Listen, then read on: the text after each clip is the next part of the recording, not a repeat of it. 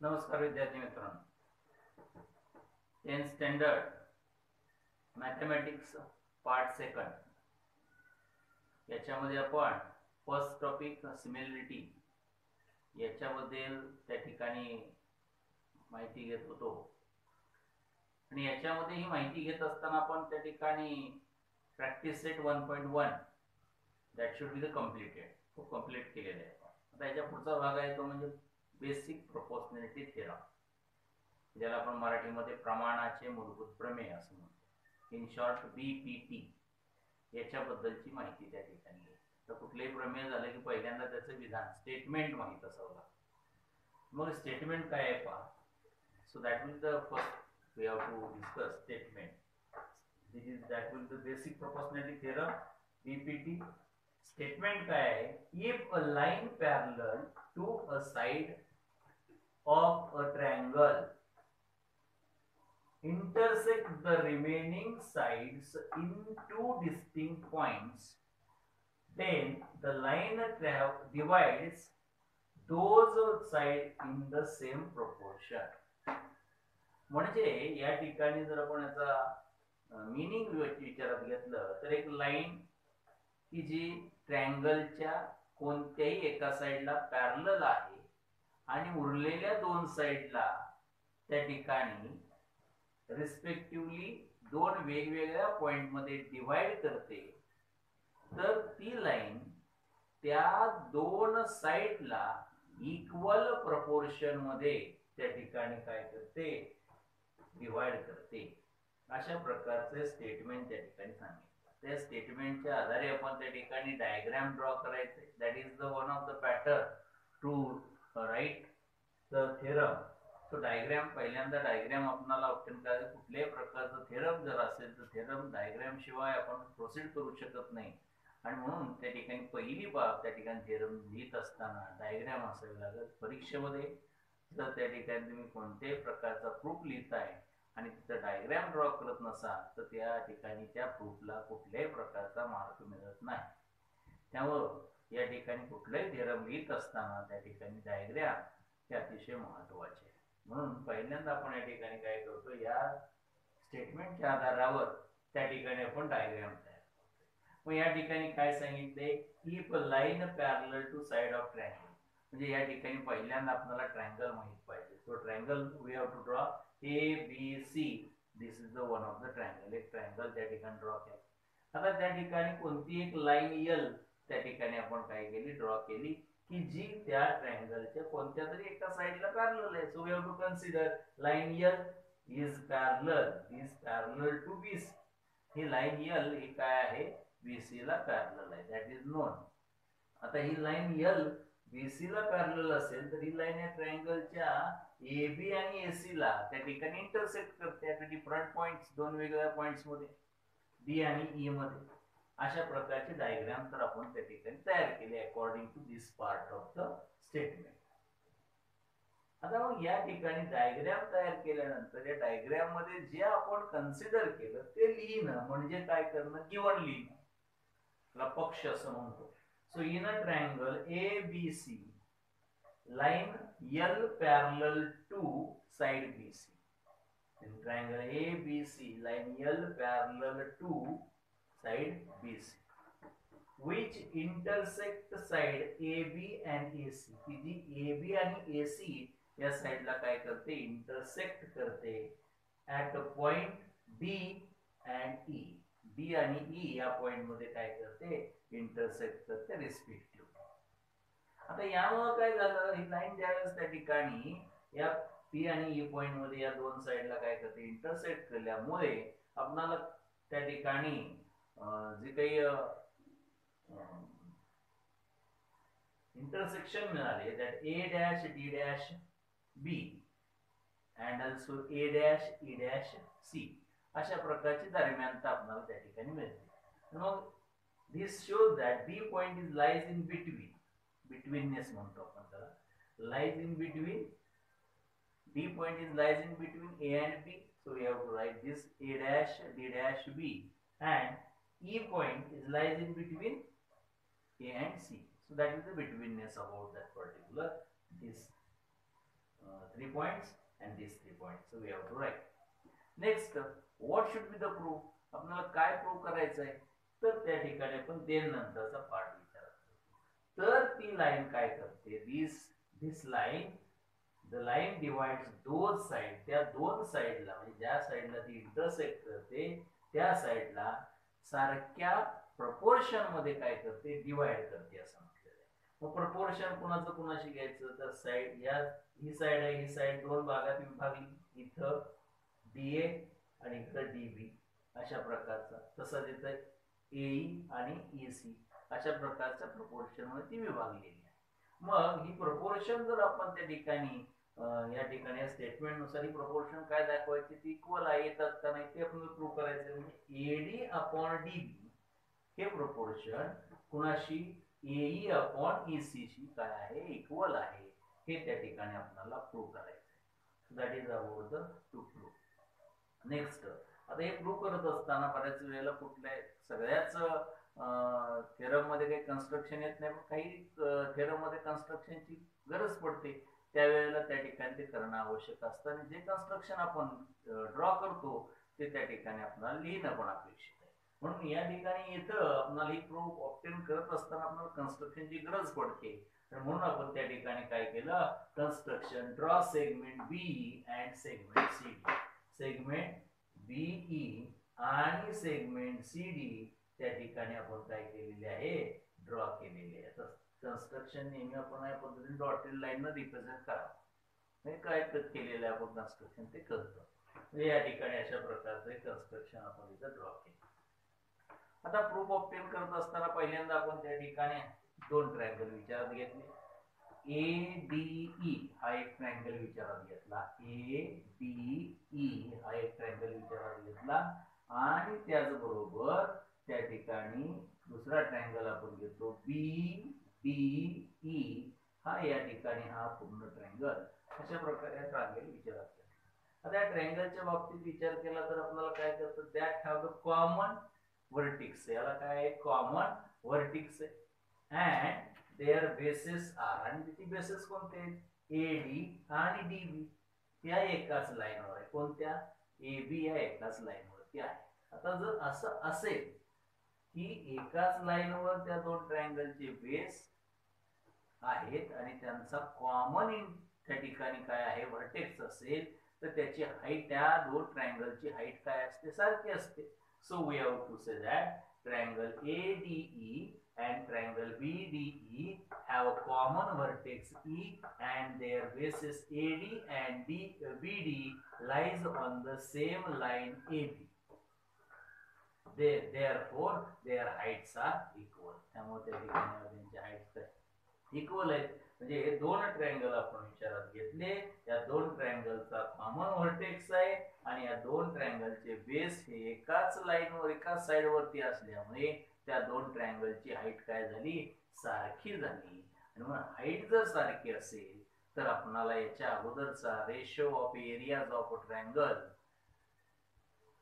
Areas of triangle with equal height हा ratio आपल्याला माहिती आहे. जर इक्वल हाईट असेल तर त्या ठिकाणी area, ratio of areas of triangle with equal height is equal to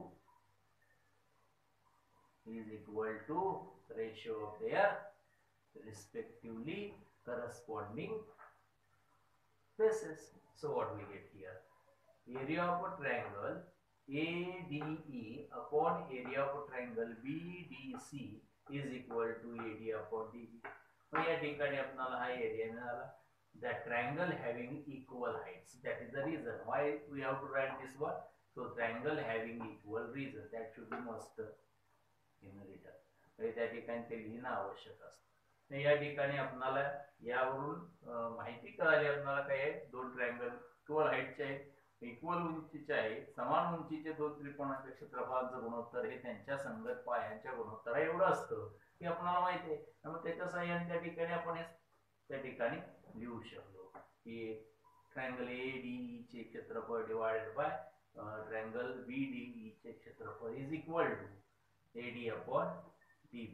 This will the first step. हे पहिलं स्टेटमेंट झालं. आता काय केलं? या ठिकाणी या साइडचे दोन ट्रायंगल जसे विचारात घेतले तसेच या साइडचे दोन ट्रायंगल ADE हा ट्रायंगल तसाच ठेवला. That should be the as it is. आता याच्या जोडीला कोणता ट्रायंगल घेतला? CDE हा ट्रायंगल घेतला. So this should be the CDE हा एक ट्रायंगल आणि ADE हा एक ट्रायंगल, असे दोन ट्रायंगल घेतले. आता या दोन ट्रायंगलच्या बाबतीत सेम सिच्युएशन आहे, फक्त काय केलं इथं व्हर्टेक्स काय तो D. त्या दोन ट्रायंगलच्या बाबतीत व्हर्टेक्स E होता, इथं व्हर्टेक्स D आणि साइड इथे येते कोणती? AC. So we can write ADE and triangle CDE have a common vertex D and their bases AE and EC. याचा बेस कुठे आहे त्या दोन ट्रायंगलची? AE आणि EC हे त्याचे बेस आहेत आणि त्या ठिकाणी ते कशावर लाईन, कोणत्या लाईनवर आहे? तर एसी आहे, एकाच लाईनवर आहे. एसी एकाच साइड वरती आहे. आता जर हे एकाच साइड वरती असतील तर त्या ठिकाणी त्यांच्या हाईट सुद्धा काय येणार? सारखे येणार आहेत. So we have to write their heights are equal. त्यामुळे त्यांच्या हाईट सुद्धा काय आल्या? इक्वल आल्या. We have to write here. So according to this, all the information we have to write the area of a triangle ADE upon area of a triangle CDE, which is equal to AE upon EC. Equation number second. दुसरे equation मिळालं. इथे equation पहिलं. इथे कारण काय? Triangles having equal heights. इथं कारण काय? Triangles having equal heights.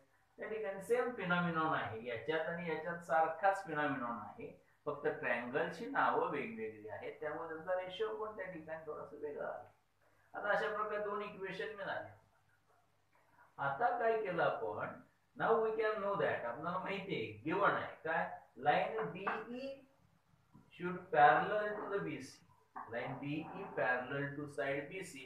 That should be the given. Given मध्येच आपल्याला सांगितले line L, that should be the line L means line DE is parallel to BC. That should be given. ते दिलेलं आहे. आता ही लाईन त्या ठिकाणी BC ला काय आहे? पॅरलल.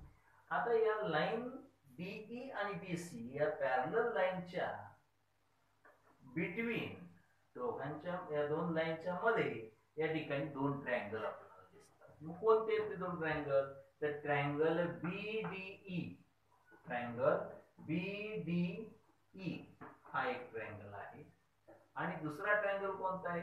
CDE. असे दोन ट्रायंगल दोन पॅरलल लाईनच्या मध्ये आहेत. So between the same two parallel lines DE and BC त्या ठिकाणी आपल्याला सांगता येईल DE आणि BC या दोन सारख्या पॅरलल लाईनच्या दरम्यान अँगल BDE आणि अँगल CDE हे दोन्ही त्या ठिकाणी आहेत. आणि जर कोणते दोन ट्रायंगल दोन सारख्या पॅरलल लाईनच्या बिटवीन असतील तर त्या दोन ट्रायंगलची हाईट देखील काय असते? सेम असते. We have discussed in the first. That should be the exercise or first practice set. या ठिकाणी आपल्याला या ठिकाणी सांगता येतं की या ठिकाणी इथे पॅरलल लाईन्स आहेत, म्हणजे DE आणि BC ही पॅरलल लाईन आहे. याच्या दरम्यान त्या ठिकाणी काय दोन ट्रायंगल ABDE आणि CDE आहेत. त्यामुळे यांच्या हाईट्स आणि त्याच बरोबर त्या ठिकाणी त्याची हाईट तर इक्वल आली. आता जर बेसच्या बाबतीत विचार केला तर त्याचा बेस काय आहे? तर DE हा त्याचा एक बेस आहे. म्हणजे या ठिकाणी बेस आहे DE आणि हाईट कॉमन आहे, म्हणजे बेस ही सारखा आहे, हाईट ही सारखी आहे. याचा अर्थ कॉमन बेस आणि कॉमन हाईट असलेल्या दोन ट्रायंगलचे एरियाज हे काय असतात? इक्वल असतात. So we have to write area of triangle BDE must be equal to area of triangle CDE. अशा प्रकारे हे इक्वेशन नंबर आपल्याला 3 मिळालं. So two triangle having equal base and equal height हे आपल्याला या ठिकाणी सांगता येईल.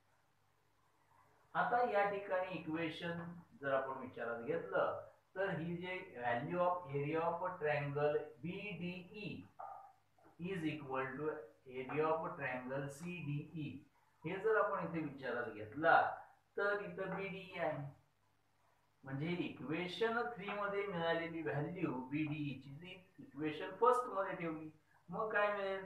तर त्या ठिकाणी area of triangle ADE upon area of triangle CDE is equal to AD upon DB is equal to AD upon DB अशा प्रकारची व्हॅल्यू. आता जर आपण विचार केला तर या ठिकाणची ही साइड कुणाशी इक्वल होईल, मग याच्याशी इक्वल होईल. आणि म्हणून आपण असं लिहिलं area of triangle ADE upon area of triangle BDE is equal to this side, area of triangle ADE upon area of triangle CDE. या दोन ही साइड या साइडला काय झाली, इक्वल झाली. तर दोन ट्रायंगलच्या त्या ठिकाणी LHS काय आहेत, इक्वल होत आहेत किंवा RHS इक्वल होत आहेत. तर त्या ठिकाणी LHS सुद्धा काय असतील, इक्वल होतील.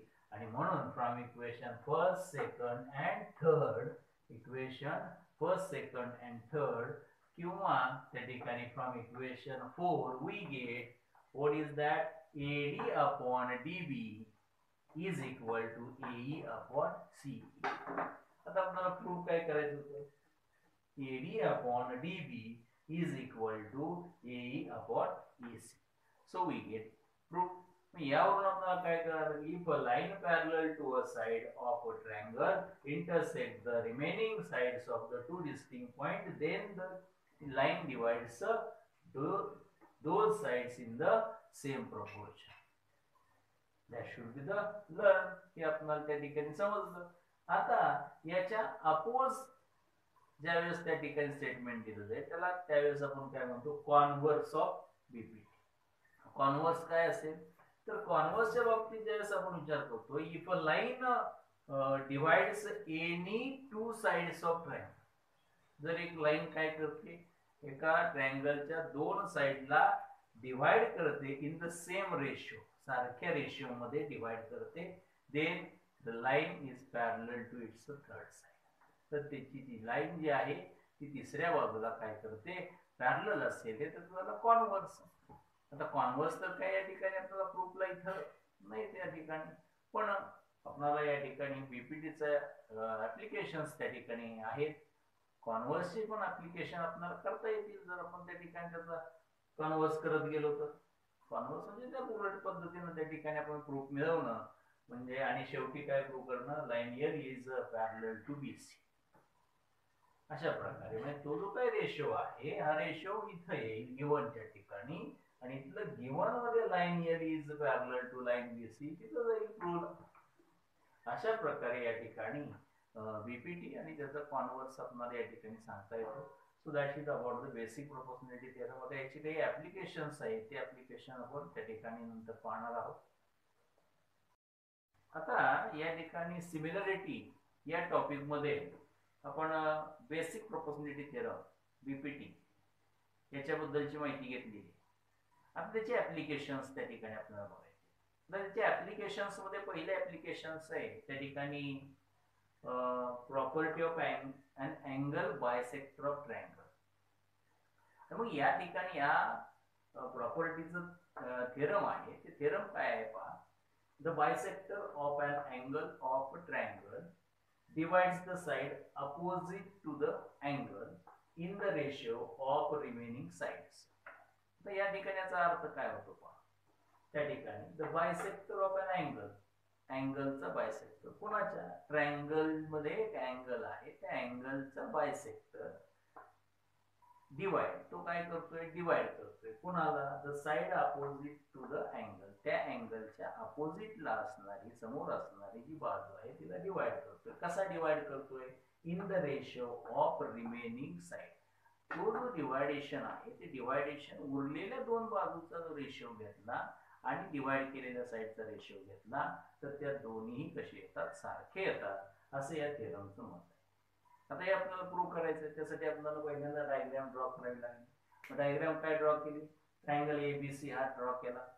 आता या ट्रायंगल ABC मध्ये त्या ठिकाणी आपण C अँगल काय केला, बायसेक्ट केलेला आहे. आता हा अँगल बायसेक्टर ऑफ C हा जर त्या ठिकाणी बघितला आपण तर या AB साइड वरती E पॉइंट मध्ये काय होतोय, इंटरसेक्ट होतोय. ई पॉइंट मध्ये तो इंटरसेक्ट होतोय, याचा अर्थ तो AB साइडला AE आणि EB या दोन पार्ट मध्ये डिवाइड करतो. अशा प्रकारे या ठिकाणी डायग्राम आहे. आता या ठिकाणी हा अँगल बायसेक्टर आहे, म्हणजे सी अँगलचे तो दोन इक्वल पार्ट करतो इथं. म्हणजे ते दोन अँगल कोणते, ACE आणि त्या ठिकाणी ECB हे दोन अँगल त्या ठिकाणी आपल्याला कॉन्ग्रुएंट दाखवता येतील अकॉर्डिंग टू दिस डायग्रामच्या साह्याने.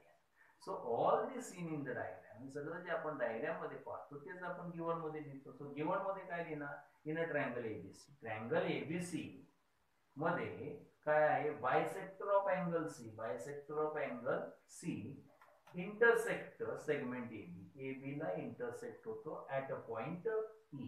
कोणत्या पॉइंट मध्ये, E या पॉइंट मध्ये तो इंटरसेक्ट होतो. That should be the way out to given. आता यात आणखी काय लिहिलं असतं आपण, angle ACE congruent to angle ECB because of this one. हे या ठिकाणी लिहू शकतो आपण. Also we can write angle ACE is equal to or congruent to angle that will be ECB. That should be given here. दिसतं याच्यामध्ये, ते आपण त्या ठिकाणी लिहितो. So that should be about the given. हे सगळं कशाबद्दल आलं, गिवन मध्ये. Now what is the proof, proof काय करायचं आहे, तर हा जो अँगल बायसेक्टर आहे तो AB ला काय करतोय, दोन पार्ट मध्ये डिवाइड करतो. कोणते दोन पार्ट, AE आणि EB हे दोन पार्ट आहे. या दोन पार्टचा रेशो हा उरलेल्या ट्रायंगलच्या उरलेल्या दोन साइडच्या रेशोशी, उरलेल्या दोन साइड कोणता, कोणत्या, तर CA आणि CB या दोन उरलेल्या साइड, CA अपॉन CB अशा प्रकारचा हा रेशो या दोन साइडचा. हे दोन्ही रेशो काय येतात, सारखे येतात. हे आपल्याला त्या ठिकाणी काय करायचं, प्रूव्ह करायचं आहे. आता हे प्रूव्ह करण्यासाठी आपल्याला या ठिकाणी डायग्राम मध्ये कन्स्ट्रक्शन करायचं आहे. तर कन्स्ट्रक्शन काय करायचं आहे, तर आपल्याला CE या लाईनला, CE ही जी लाईन आहे या लाईनला एक पॅरलल लाईन ड्रॉ करावी लागेल. कोणती पॅरलल लाईन आहे, तर या ठिकाणी आपण त्या ठिकाणी ड्रॉ केली, B पॉइंट मधून CE लाईनला काय केली, एक पॅरलल लाईन ड्रॉ केली. अशा प्रकारे ही पॅरलल लाईन आपण ड्रॉ केली. आणि AC हा जो काही ही जी साइड आहे, ही साइड सुद्धा काय केली आपण, एक्सटेंडेड केली. या दोन्ही साइड या ठिकाणी एका पॉइंट मध्ये इंटरसेक्ट होतात, त्या पॉइंटला नाव दिलं D. अशा प्रकारचे कन्स्ट्रक्शन आपण केलं.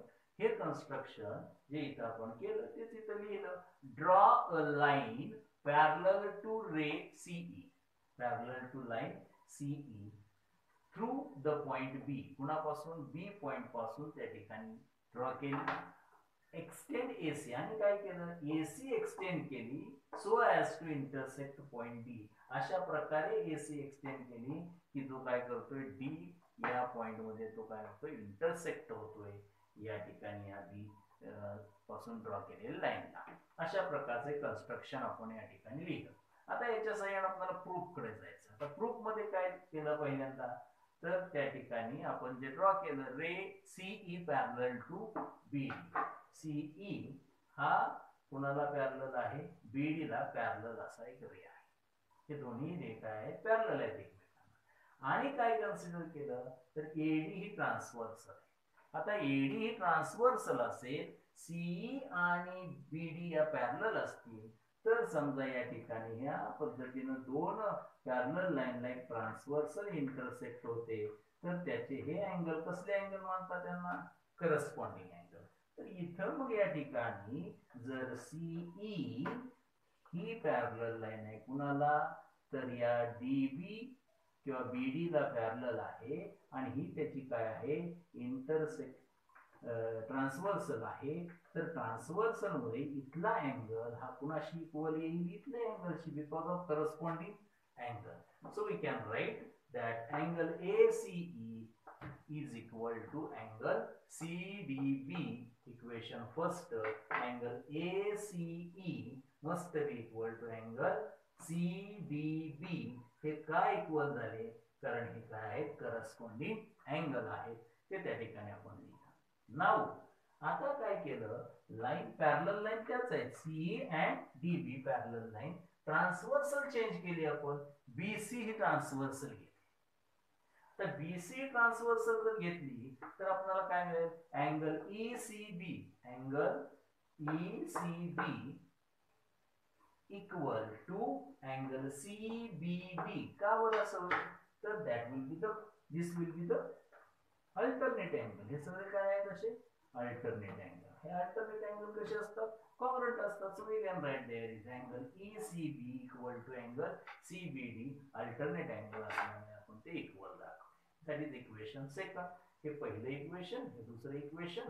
आता त्या ठिकाणी आपल्याला गिवन मध्ये आपण मगाशी सांगितलं की या ठिकाणी काय आहे, angle ACE congruent to ECB हे त्या ठिकाणी आपल्याला गिवन मध्ये दिलेलं आहे. या ठिकाणी आपण ते लिहिलं angle ACE congruent to angle ECB हे दिलेलं आहे. आता जर आपण विचार केला, जर या ठिकाणी एसीई हा अँगल ईसीबी शी कॉंग्रुएंट आहे, म्हणजे हा अँगल याच्याशी कॉंग्रुएंट आहे, that will the first statement. हा अँगल याच्याशी कॉंग्रुएंट असेल तर हा याच्याशी कॉंग्रुएंट होणार आहे, याचा अर्थ. आणि हा जर याच्याशी कॉंग्रुएंट आहे तर हा याच्याशी कॉंग्रुएंट होणार आहे. म्हणजे जर हे दोन या ठिकाणी याच्या RHS जर सारखे असेल तर त्याची LHS सुद्धा कशी असेल, सारखी असेल. म्हणजे काय झालं, तर from equation first, second and third you can write angle CBD, angle CBD equal to angle congruent to angle CDB.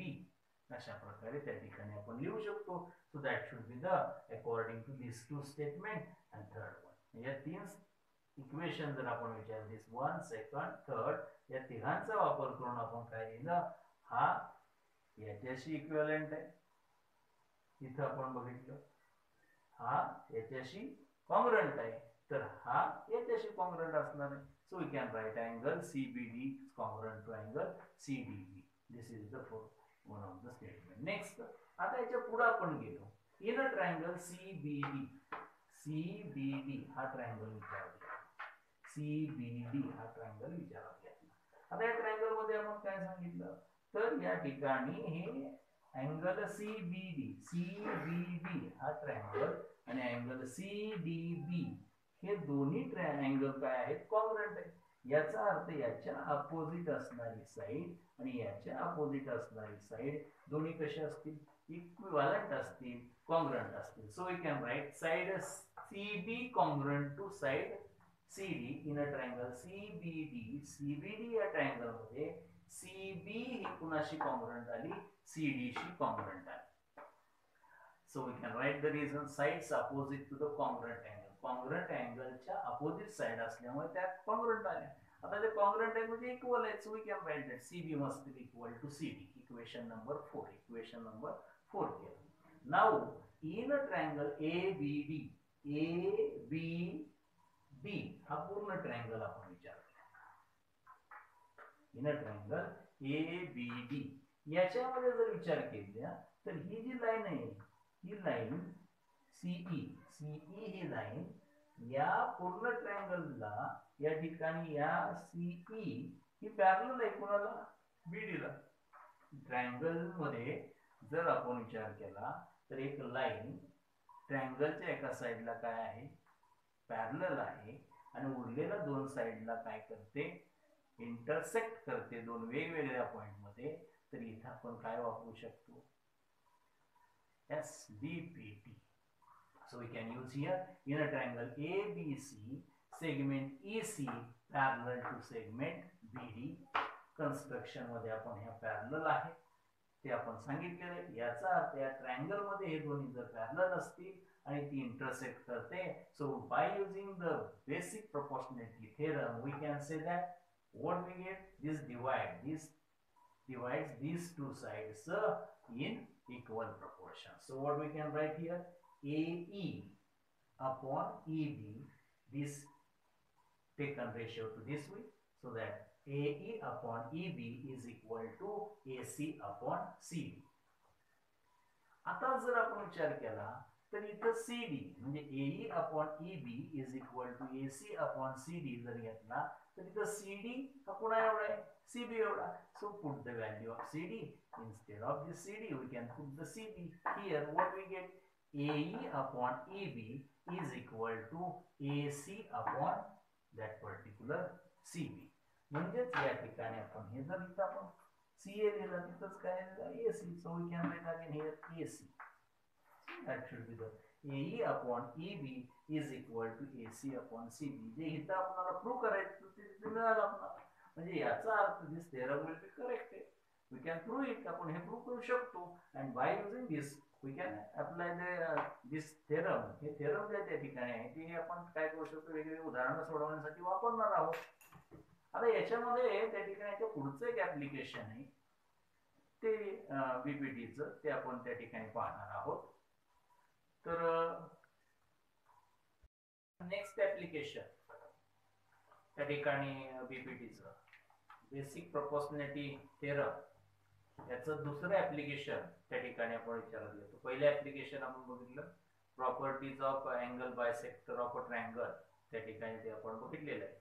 आता त्या ठिकाणी सेकंड ऍप्लिकेशन ज्याला आपण नाव दिलेलं आहे property of 3 parallel lines, 3 parallel line and their transversal आणि त्याच्या ट्रान्सव्हर्सल यांची त्या ठिकाणी प्रॉपर्टी त्या ठिकाणी आपण इथं बघणार आहोत की ज्याच्यामध्ये काय केलेलं आहे बीपीटीचा यूज करून आपल्याला एक थेरम प्रूव्ह केलेला आहे. आता यामध्ये त्या ठिकाणी थेरम काय सांगतो, the ratio of the intercept made on a transversal. समजा या ठिकाणी ट्रान्सव्हर्सल आहे T1, ही ट्रान्सव्हर्सल आहे. या ट्रान्सव्हर्सल वर त्या ठिकाणी 3 पॅरलल लाईन्स, 3 पॅरलल लाईन्स यांनी जो त्या ठिकाणी काय बनवलेला आहे, इंटरसेप्ट्स बनवलेले आहेत. AB intercept and BC intercept. हे इंटरसेप्ट्स त्या ठिकाणी is equal to ratio of corresponding intercept.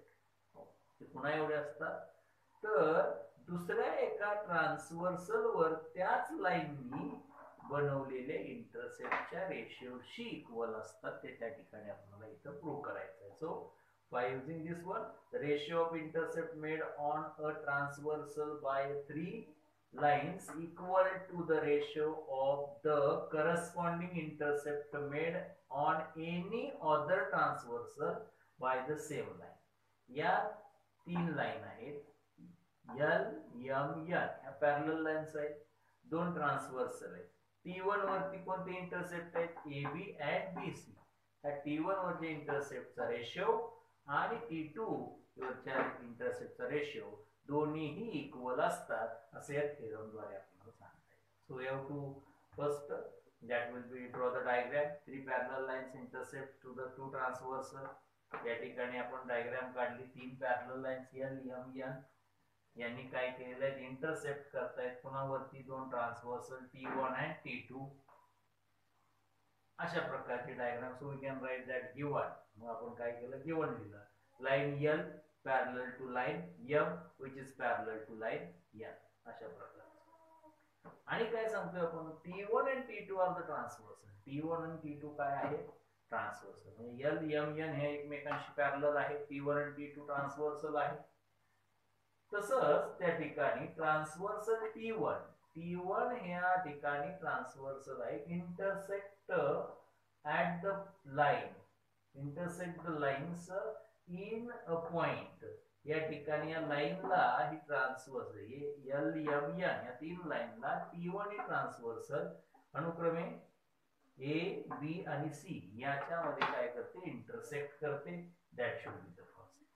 Second T2 intersect. T2 he transversal त्या ठिकाणी लाईन L, M, N ला कुठे इंटरसेक्ट करते, कोणत्या पॉइंट मध्ये, P, Q आणि R या पॉइंट मध्ये इंटरसेक्ट करते.